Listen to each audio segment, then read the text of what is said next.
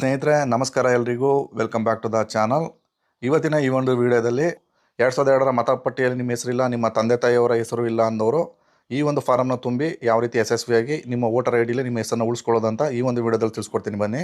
ಮೊದಲಿಗೆ ಮೇಲ್ಗಡೆ already printed ಆಗಿ ಪ್ರಸ್ತುತ ಇರತಕ್ಕಂಥ ನಿಮ್ಮ ಡೀಟೇಲ್ಸ್, ವೋಟರ್ ಲಿಸ್ಟ್ ಡೀಟೇಲ್ಸ್ ಬಂದಿರುತ್ತೆ. ಇಲ್ಲಿ ಒಂದು ಫೋಟೋ ಅನಿಸ್ಬೇಕು. ನಂತರ ಮೇಲ್ಗಡೆ 2 ಬಾಕ್ಸ್ಗಳು ಕಾಣುತ್ತೆ. 2002ರ ಮತದಾರರ ಪಟ್ಟಿಯಲ್ಲಿ ಹೆಸರಿದ್ದವರು ಲೆಫ್ಟ್ ಸೈಡಲ್ಲಿ ಫಿಲ್ ಮಾಡಬೇಕು.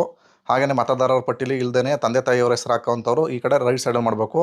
ನಾನೀಗ 2 ಬಾಕ್ಸ್ಗಳಿಗೆ ಕೂಡ ಈ ರೀತಿ ನಮ್ಮ 2002ರ ಮತಪಟ್ಟಿಯಲ್ಲಿ ನಮ್ಮ ತಂದೆ ತಾಯಿ ಹೆಸರು ಇಲ್ಲ, ನಮ್ಮ ಹೆಸರು ಇಲ್ಲ, ಅವೆರಡು ಕಾಲಮ್ನು ಕೂಡ ನಾನು ಟಿಕ್ ಮಾಡ್ತಾ ಇದ್ದೀನಿ. ಇದೇ ರೀತಿ ಮಾಡಿ ಚುನಾವಣಾ ಆಯೋಗದ ಮುಖ್ಯ ಚುನಾವಣಾಧಿಕಾರಿಗಳು ಅನ್ಬು ಕುಮಾರ್ IAS ಅವರು ಈ ಒಂದು ಮಾಹಿತಿ ನಿಮಗೆ ಪತ್ರಿಕಾಗೋಷ್ಠಿಯಲ್ಲೂ ಕೂಡ ತಿಳಿಸಿದ್ದಾರೆ. ಈ ರೀತಿ ಮಾಡಿದ್ರೆ ಯಾವುದೇ ಥರದ ಸಮಸ್ಯೆ ಇಲ್ಲ. ನೀವು ಫಾರಮ್ ಫಿಲಪ್ ಮಾಡಿ ಅಂತೂ ಕೊಡಲೇಬೇಕು BLOಗಳಿಗೆ. ಇನ್ನು ನೀವು ಫಿಲಪ್ ಮಾಡೋ ಅಂಥದ್ದು ಇಲ್ಲಿ ಕೆಳಗಡೆ ಬರಬೇಕು. ಅಲ್ಲಿ ನಿಮ್ಮ ಕರೆಂಟ್ ಡೇಟ್ ಆಫ್ ಬರ್ತ್, ಈಗ ಪ್ರಸ್ತುತ ಇರ್ತಕ್ಕಂಥ ಆಧಾರ್ ಕಾರ್ಡಲ್ಲಿ ಏನಿದೆ ಡೇಟ್ ಆಫ್ ಬರ್ತ್ ಅದನ್ನು ಎಂಟ್ರಿ ಮಾಡಿ ನಂತರ ಕೆಳಗಡೆ ಬಂದು ನಿಮ್ಮ ಆಧಾರ್ ಕಾರ್ಡ್ ನಂಬರ್ನ ಹಾಕಬೇಕು. ಇದ್ದರೆ ಹಾಕ್ಬೋದು, ಇಲ್ಲಾಂದರೆ ಖಾಲಿ ಬೇಕಾದರೂ ಬಿಡ್ಬೋದು, ಅದೇನು ಮ್ಯಾಂಡೇಟ್ರಿ ಇಲ್ಲ. ನಂತರ ಈ ಮೊಬೈಲ್ ಸಂಖ್ಯೆನೂ ಕೇಳುತ್ತೆ. ಇಲ್ಲಿ ಮೊಬೈಲ್ ಸಂಖ್ಯೆನ ಎಂಟ್ರಿ ಮಾಡಿ ನಾನು ಇಲ್ಲೊಂದು ಡಮ್ಮಿ ನಂಬರ್ ಹಾಕ್ತಾ ಇದ್ದೀನಿ. ಇಲ್ಲಿ ನೀವು ಎಕ್ಸಾಕ್ಟ್ ಇರತಕ್ಕಂಥ ಫೋನ್ ನಂಬರ್ನ ಹಾಕಬೇಕು. ನಂತರ ತಂದೆ ಹೆಸರು ಅಥವಾ ಪೋಷಕರ ಹೆಸರು ಅಂತ ಕಾಲಮ್ ಬರುತ್ತೆ. ಆ ಒಂದು ಕಾಲಮ್ಗೆ ನಿಮ್ಮ ತಂದೆ ಹೆಸರನ್ನೇ ಬರೀಬೇಕಾಗ್ತದೆ. ನೀವು ಮದುವೆ ಆಗಿದ್ರು ಕೂಡ ಇಲ್ಲಿ ನಿಮ್ಮ ತಂದೆ ಹೆಸರನ್ನೇ ಬರೀಬೇಕಾಗ್ತದೆ. ಏನಕ್ಕೆ ಅಂತ ಮುಂದೆ ತಿಳಿಸ್ಕೊಡ್ತೀನಿ. ತದನಂತರ ಕೆಳಗಡೆ ಬಂದು ತಂದೆ ಅಥವಾ ಪೋಷಕರ ಗುರುತಿನ ಚೀಟಿ ಸಂಖ್ಯೆ ಲಭ್ಯವಿದ್ದಲ್ಲಿ ಹಾಕ್ಬೋದು, ಇಲ್ಲಾಂದರೆ ಈ ರೀತಿ ಕಾಟ್ ಮಾಡಿ ಖಾಲಿ ಬಿಡ್ಬೋದು. ನಂತರ ತಾಯಿಯ ಹೆಸರು ಅದನ್ನು ಈ ಒಂದು ಕಾಲಮ್ಗೆ ಬರೀಬೇಕು. ನಂತರ ಕೆಳಗಡೆ ಬಂದು ತಾಯಿಯ ಮತದಾರ ಗುರುತಿನ ಚೀಟಿ ಸಂಖ್ಯೆ ಇದೆ ಅಂತ ಕೇಳುತ್ತೆ, ಅದನ್ನು ಕೂಡ ನಾನು ಖಾಲಿ ಬಿಡ್ತಾ ಇದ್ದೀನಿ. ನಂತರ ಸಂಗಾತಿಯ ಹೆಸರು. ಸಂಗಾತಿಯ ಹೆಸರು ಅಂದರೆ ಇಲ್ಲಿ ಮದುವೆ ಆಗಿರೋ ಹೆಣ್ಮಕ್ಳಿದ್ರೆ ಸಂಗಾತಿಯ ಹೆಸರು ಅಂದರೆ ಗಂಡನ ಹೆಸರನ್ನ ಬರೀಬೇಕಾಗ್ತದೆ. ಒಂದು ವೇಳೆ ಪುರುಷ ಆಗಿದ್ರೆ ಹೆಂಡತಿ ಹೆಸರನ್ನ ಬರೀಬೇಕಾಗ್ತದೆ. ಅದಕ್ಕೋಸ್ಕರ ಇಲ್ಲಿ ಮೇಲ್ಗಡೆ ತಂದೆ ಮತ್ತು ತಾಯಿ ಮತ್ತು ಗಂಡನ ಹೆಸರನ್ನ ಹಾಕಬೇಕು. ನಂತರ ಕೆಳಗಡೆ ಬಂದು ಸಂಗಾತಿಯ ಗುರುತಿನ ಚೀಟಿ ಸಂಖ್ಯೆ ಅಂತ ಕೇಳುತ್ತೆ, ಅದನ್ನು ಹಾಕಿ ಕೆಳಗಡೆ ಬಂದು ಅದನ್ನು ಸೈನ್ ಮಾಡಿ ನಿಮ್ಮ BLOಗಳಿಗೆ ಕೊಡಬೇಕಾಗ್ತದೆ. ಇಲ್ಲಿ ಒಟ್ಟು 2 ಫಾರಮ್ ಇರುತ್ತೆ. 2 ಫಾರಮ್ನು ಕೂಡ ಸೇಮ್ ಇದೇ ರೀತಿ ತುಂಬಬೇಕು. ನಂತರ ಒಂದು ಫಾರಮ್ನ ನೀವು ಇಟ್ಕೋಬೇಕು, ಒಂದು ಫಾರಮ್ನ ನಿಮ್ಮ BLOಗಳು ಕೊಡಬೇಕು. ಈ ರೀತಿ ಕೊಟ್ಟರೆ ನಿಮ್ಮದು ಮತದಾರರ ಡ್ರಾಫ್ಟ್ ಪ್ರತಿ ಬರುತ್ತೆ ನಿಮಗೆ ಮುಂದೆ ಆಗಸ್ಟ್ 5ನೇ ತಾರೀಕಿನಂದು. ಆ ಪಟ್ಟಿಯಲ್ಲಿ ಯಾರೆಲ್ಲ ಅನುಮಾನಾಸ್ಪದ ಪ್ರಕರಣಗಳು ಅಂತ ಕಂಡು ಬರ್ತವೆ ಅಂಥವರು ಚುನಾವಣಾ ಆಯೋಗ ಘೋಷಣೆ ಮಾಡಿರ್ತಕ್ಕಂಥ ಈ 11 ದಾಖಲಾತಿಗಳಲ್ಲಿ ಯಾವುದಾದ್ರೂ ಒಂದನ್ನು ಕೊಡಬೇಕಾಗ್ತದೆ. ಆ ದಾಖಲಾತಿಗಳು ಯಾವ್ಯಾವು ಅಂತ ಹೇಳಿದ್ರೆ, ಸ್ವಂತ ತಂದೆ ತಾಯಿಗೆ ಸಂಬಂಧಿಸಿದಂತೆ ಪ್ರತ್ಯೇಕ ಸ್ವಯಂ ದೃಢೀಕೃತ ದಾಖಲಾತಿಗಳನ್ನ ಸಲ್ಲಿಸಬೇಕು. ನಿಮ್ಮದು ನಿಮ್ಮ ತಂದೆ ತಾಯಿದು ಯಾವ್ದಾದ್ರು ದಾಖಲಾತಿಗಳು ಕೊಟ್ಟರು ಕೂಡ ನಡೆಯುತ್ತೆ. ಜೊತೆಗೆ ತುಂಬ ಜನರು ಫಿಲ್ ಮಾಡ್ಬೇಕಾದ್ರೆ ಬಹುತೇಕ ತಪ್ಪುಗಳಾಗಿರ್ತವೆ. ಅಂಥ ತಪ್ಪುಗಳನ್ನ ನೀವು ಒಂದು ವೇಳೆ ನಿಮ್ಮ ಕರಡು ಮತದಾನದಲ್ಲಿ ಪಟ್ಟಿಯಲ್ಲಿ ನಿಮ್ಮ ಹೆಸರು ಬಂದ ನಂತರ ನೀವು ಈ ದಾಖಲಾತಿಗಳನ್ನ ಕೊಡಬೇಕು. ಇದರಲ್ಲಿ ಆಧಾರ್ ಕಾರ್ಡು, ಪಾನ್ ಕಾರ್ಡು, ನಿಮ್ಮದು ರೇಷನ್ ಕಾರ್ಡ್ ಇದ್ದರೆ ಅದು ನಡೆಯಲ್ಲ. ಇದನ್ನು ಈ ದಾಖಲಾತಿಗಳನ್ನ ಕೊಟ್ಟು ನೀವು ವೋಟರ್ ಐ ಡಿನ ಉಳಿಸ್ಕೊಳ್ಳೋಕ್ಕಾಗಲ್ಲ. ಇಲ್ಲಿ ಸಕ್ಷಮ ಪ್ರಾಧಿಕಾರದಿಂದ ಕೊಡ್ತಕ್ಕಂಥ ಕೆಲವು ದಾಖಲಾತಿಗಳನ್ನ ಕೊಟ್ಟಿದ್ದಾರೆ. ನಾನು ತೋರಿಸುವ ಈ ಲಿಸ್ಟ್ನಲ್ಲಿ ಇರ್ತಕ್ಕಂಥ ಯಾವುದಾದ್ರೂ ಒಂದು ದಾಖಲಾತಿಗಳನ್ನ ನೀವು ಜೋಡಿಸ್ಕೋಬೇಕಾಗ್ತದೆ.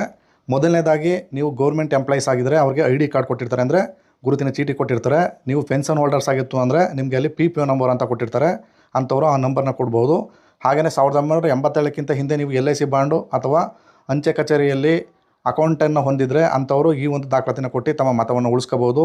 ಹಾಗೆಯೇ ಪಾಸ್ಪೋರ್ಟ್ ಇದ್ದರೂ ಕೂಡ ಅದು ಕೂಡ ನಡೆಯುತ್ತೆ. ತದನಂತರ ನೆಕ್ಸ್ಟು ಬಂದು ನಿಮಗೆ ನಿಮ್ಮ ಬರ್ತ್ ಸರ್ಟಿಫಿಕೇಟ್ ಇದ್ದರೂ ಕೂಡ ನಡೆಯುತ್ತೆ. ಹಾಗೆಯೇ ಸಂಬಂಧಪಟ್ಟ ಮೆಟ್ರಿಕ್ಯುಲೇಷನ್ ಅಥವಾ SSLC ಅಂಕಪಟ್ಟಿ, ಅದಕ್ಕಿಂತ ಮೇಲ್ಪಟ್ಟು ಅಂಕಪಟ್ಟಿ ವಿದ್ಯಾರ್ಹತೆ ಇರ್ತಕ್ಕಂಥ ಯಾವುದಾದ್ರು ದಾಖಲಾತಿಗಳನ್ನ ಕೊಟ್ಟು ಉಳಿಸ್ಕೋಬೋದು. ಹಾಗೆಯೇ TC ಇದ್ದರೂ ಕೂಡ ನಡೆಯುತ್ತೆ. ಹಾಗೆಯೇ ನೆಕ್ಸ್ಟ್ ಬಂದು ನೀವು ಇಲ್ಲಿ ಕಂದಾಯ ಇಲಾಖೆಯಿಂದ ಕೊಡ್ತಕ್ಕಂಥ ನಿವಾಸಿ ಪ್ರಮಾಣ ಪತ್ರ, ಇದು ಕೂಡ ಇದ್ರೆ ನಡೆಯುತ್ತೆ.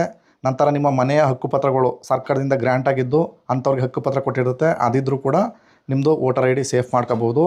ಇದ್ರ ಜೊತೆಗೆ ಮತ್ತೊಂದಿದೆ, ನಿಮ್ಮದು SC ST ಅದರ್ಸ್ ಕ್ಯಾಸ್ಟರ್ ಇದ್ದರೂ ಕೂಡ ನಿಮ್ಮ ಕ್ಯಾಸ್ಟ್ ಇನ್ಕಮ್ ಇದ್ದರೆ ಅದನ್ನು ಕೂಡ ನಡೆಯುತ್ತೆ. ಇದರ ಜೊತೆಗೆ ಸರ್ಕಾರದಿಂದ ಏನಾದರೂ ಭೂ ಮಂಜೂರಾತಿ ಪತ್ರ, ನಿಮ್ಮದು ಏನಾದರೂ ಗ್ರ್ಯಾಂಟ್ ಅಲರ್ಟ್ ಆಗಿದ್ದರೆ, ಭೂಮಿ ಮಂಜೂರಾತಿ ಆಗಿದ್ದರೆ ಆ ಒಂದು ಪ್ರಮಾಣ ಪತ್ರ, ಹಳೆಯ ಪ್ರಮಾಣ ಪತ್ರ ಇದ್ದರೆ ನಡೆಯುತ್ತೆ. ಈ ರೀತಿ ಇಷ್ಟು ರೆಕಾರ್ಡ್ಗಳನ್ನ ಇದರಲ್ಲಿ ಯಾವುದಾದ್ರೂ ಒಂದು ರೆಕಾರ್ಡ್ನ ನೀವು ಜೋಡಿಸ್ಕೋಬೇಕಾಗ್ತದೆ.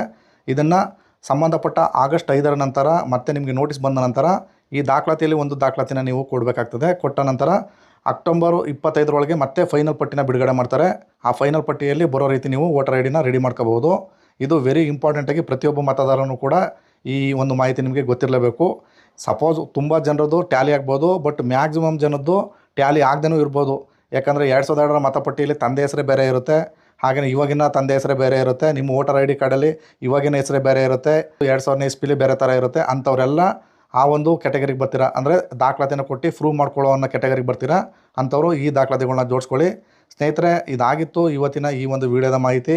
ಈ ಮಾಹಿತಿ ನಿಮ್ಗೆ ಇಷ್ಟವಾಗಿದ್ದರೆ ದಯವಿಟ್ಟು ನಮ್ಮ ಚಾನಲ್ನ ಸಬ್ಸ್ಕ್ರೈಬ್ ಮಾಡ್ಕೊಳ್ಳಿ. ಹಾಗೆ ಎನ್ಯುಮರೇಷನ್ ಫಾರಮ್ ತುಂಬೋದ್ರ ಬಗ್ಗೆ ಈಗ ಆಲ್ರೆಡಿ ತುಂಬ ವೀಡಿಯೋಗಳು ಮಾಡಿದ್ದೀನಿ. ಆ ವೀಡಿಯೋಗಳ ಲಿಂಕ್ಗಳು ಈ ವಿಡಿಯೋದ ಡಿಸ್ಕ್ರಿಪ್ಷನಲ್ಲಿ ಕೊಟ್ಟಿರ್ತೀನಿ. ಆ ವಿಡಿಯೋ ನೋಡ್ಕೊಂಡು ನೀವು ನಿಮ್ಮ ಯಶಸ್ವಿಯಾಗಿ ನಿಮ್ಮ ಅರ್ಜಿನ ಭರ್ತಿ ಮಾಡ್ಬೋದು. ಇಷ್ಟು ಹೇಳಿ ಈ ಒಂದು ವಿಡಿಯೋನ ಇಲ್ಲಿಗೆ ಮುಗಿಸ್ತಾ ಇದ್ದೀನಿ. ಎಲ್ಲರಿಗೂ ನಮಸ್ಕಾರ.